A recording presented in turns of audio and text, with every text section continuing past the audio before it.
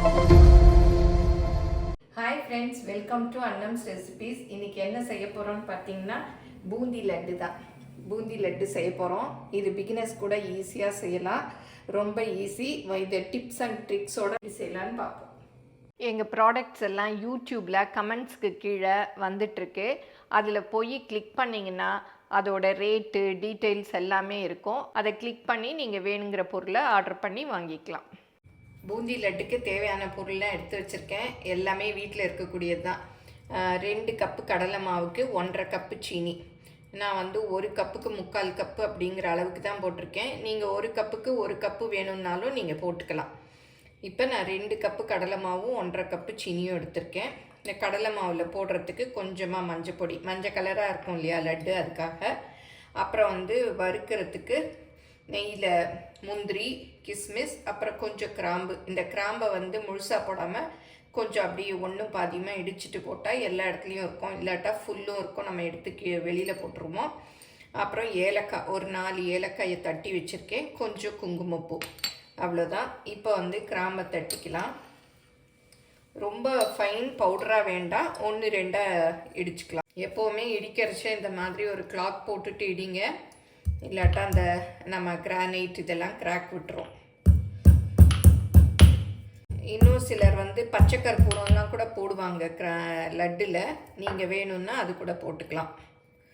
இந்த மாதிரி சின்ன சின்னதாக உடச்சி வச்சுக்கிட்டா எல்லா இடத்துலையும் இருக்கும், வேஸ்ட் ஆகாமல் இருக்கும்.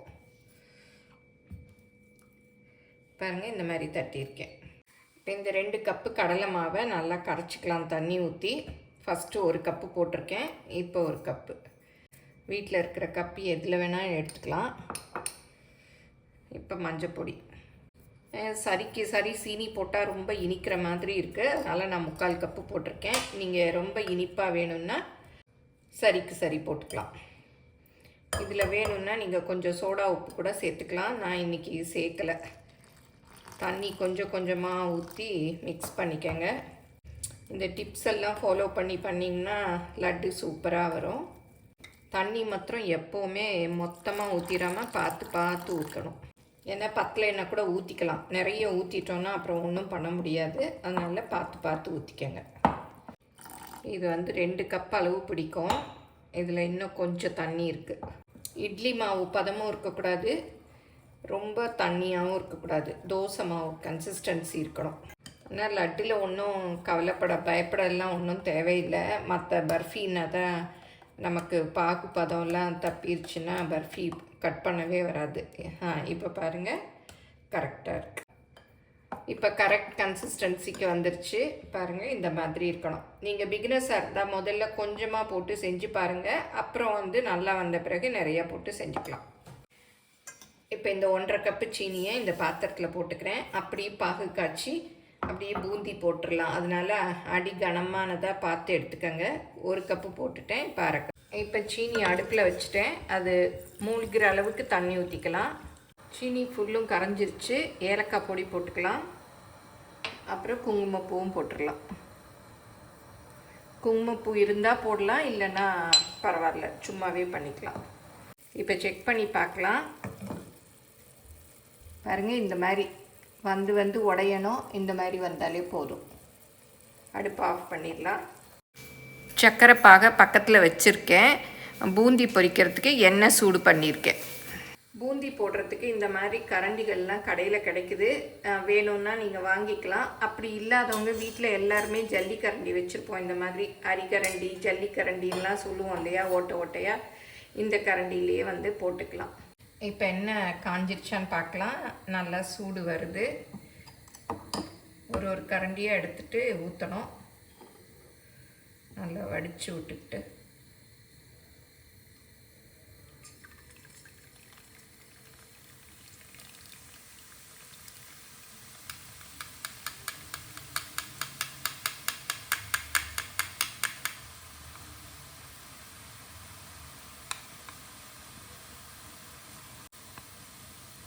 டக்குன்னு எடுத்துடணும். ரொம்ப நேரம் விட்டுட்டோன்னா காரா பூந்தி மாதிரி புரிஞ்சிரும். கொஞ்ச நேரம் அப்படியே மிக்ஸ் பண்ணி விட்டால் நல்லா புரிஞ்சிடும். லட்டு செய்கிறது ரொம்ப ஈஸி தான். டக்கு டக்குன்னு எடுத்துடலாம். ரொம்ப நேரம் நம்ம தேங்குழல் முறுக்கு மாதிரி ரொம்ப நேரம் வேக வேண்டாம். இப்போ போதும், எடுத்துடலாம். இந்த மாதிரி கரண்டி வச்சுக்கிட்டிங்கன்னா டக்குன்னு எடுத்துடலாம். கொஞ்சம் சோடா மாவு போட்டோன்னா இந்த மாதிரி சப்பையாக வராமல் உருண்டையாக வரும். நான் வந்து அது ஹெல்த்துக்கு நல்லதில்லை அப்படின்னு சொல்லிட்டு போடலை. நீங்கள் வேணும்னா ஒரு 1/4 டீஸ்பூன் அளவு சோடா மாவு போட்டுக்கலாம். நம்ம இந்த மாதிரி எடுக்கிறச்சே எண்ணெயெல்லாம் நல்லா வடிஞ்சிரும். இதை செஞ்சு வச்சுருக்கோம் இல்லையா சர்க்கரை பாகு, அதில் அப்படியே கொட்டிடணும். இந்த மாதிரி கொட்டிடணும். ஒவ்வொரு தடவையும் எடுத்து எடுத்து இதில் கொட்டிடணும். இந்த தடவை லட்டு கரண்டியில் போட்டு பார்க்கலாம்.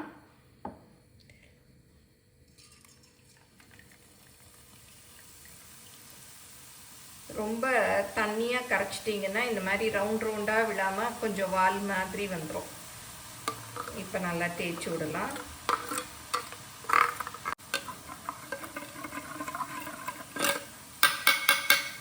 பூந்தி எல்லாம் பாருங்கள் நல்லா ரவுண்ட் ரவுண்டாக இருக்குது. நம்ம மாவை கரெக்டாக கரைச்சிக்கிட்டோன்னா இந்த மாதிரி உருண்டை உருண்டையாக வரும்.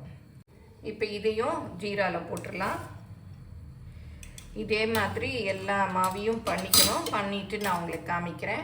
ஒவ்வொரு தடவை முடிஞ்ச பிறகும் நல்லா வலிச்சிட்டு விட்டுருங்க. அப்போ தான் வந்து நல்லா முத்து முத்தாக விடுவோம். பாருங்கள், முத்து முத்தாக விழுந்திருக்கு.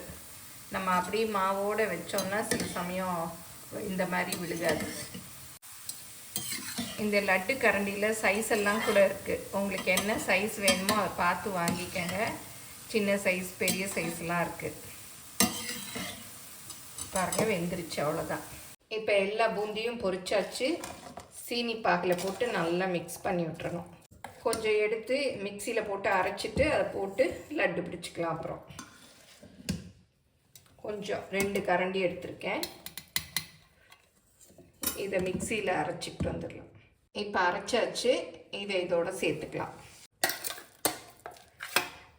இந்த மாதிரி அரைச்சி போடுறதுனால நமக்கு நல்ல லட்டு சேர்ந்தாப்பில் பிடிக்க வரும். அதுக்காக இல்லை சும்மாவே உங்களுக்கு பிடிக்க வந்ததுன்னா அந்த முத்து முத்தாவே பிடிச்சிடலாம். இப்போ நல்லா மிக்ஸ் பண்ணி விட்டுடலாம். இதை மூடி வச்சிடலாம். முந்திரி, கிஸ்மிஸ், கிராம்பு இருக்கு இல்லையா, இதை வந்து நெய்யில் வறுத்துட்டு வந்துடலாம். நீங்களும் சுவையாக சமைக்கணுமா? எங்கள் மசாலா பொடிகளை யூஸ் பண்ணி பாருங்கள். அதெல்லாம் வாங்கணுன்னா ஸ்க்ரீனில் வர்ற வெப்சைட்டுக்கும் வாட்ஸ்அப் நம்பருக்கும் போய் ஆர்டர் பண்ணிங்கன்னா நீங்கள் வேணுங்கிறத வாங்கிக்கலாம். 2 டீஸ்பூன் அளவு நெய் ஊற்றிக்கலாம். இதில் வந்து முந்திரியை போட்டலாம். நீங்கள் என்ன நட்ஸ் வேணுமோ போட்டுக்கலாம். இப்போ கிஸ்மிஸையும் போட்டுடலாம். நல்லா முந்திரி பொரிஞ்சிருச்சு. கிராம்பையும் போட்டுடலாம். அடுப்பு ஆஃப் பண்ணிடுறேன். இப்போ லட்டில் ஊற்றிடலாம். இப்போ இதை நல்லா மிக்ஸ் பண்ணிடலாம். நல்லா பிசைஞ்சிட்டு ஒரு 1/2 மணி நேரம் ரெஸ்ட்டு கொடுத்துடணும். அப்போ தான் வந்து நல்லா உருட்டை வரும். இப்போ திறந்து உருட்டலாம். கொஞ்சமாக கையில் வந்து நெய் தடவிக்கலாம். அப்போ கையில் நல்லா ஒட்டாமல் வரும். பாருங்கள், நல்லா எடுக்க வருது. சூப்பராக வருது. இந்த மாதிரி இப்படி பண்ணிங்கன்னா நல்ல உருண்டையாக வரும். பாருங்கள், சூப்பராக ரவுண்டாக வந்துடுச்சு.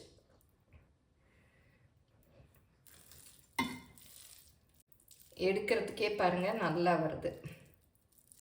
உங்களுக்கு எந்த சைஸ் லட்டு வேணுமோ அந்த சைஸை எடுத்து உருட்டிக்கலாம். இதே மாதிரி எல்லாத்தையும் உருட்டிக்கலாம். லட்டு செய்கிறது ரொம்ப ஈஸி. நான் சொன்ன இந்த சின்ன சின்ன டிப்ஸ் எல்லாம் நீங்கள் ஃபாலோ பண்ணிங்கன்னா உங்களுக்கும் இதே மாதிரி சூப்பராக லட்டு வரும். மெஷரிங் கப்பில் பெரிய கப் இருக்கு இல்லையா, அதில் 2 கப்பு கடலை மாவு எடுத்தேன். அதுக்கு பாருங்கள் இவ்வளோ லட்டு வந்திருக்கு. அதாவது 29 லட்டு வந்திருக்கு இந்த சைஸில்.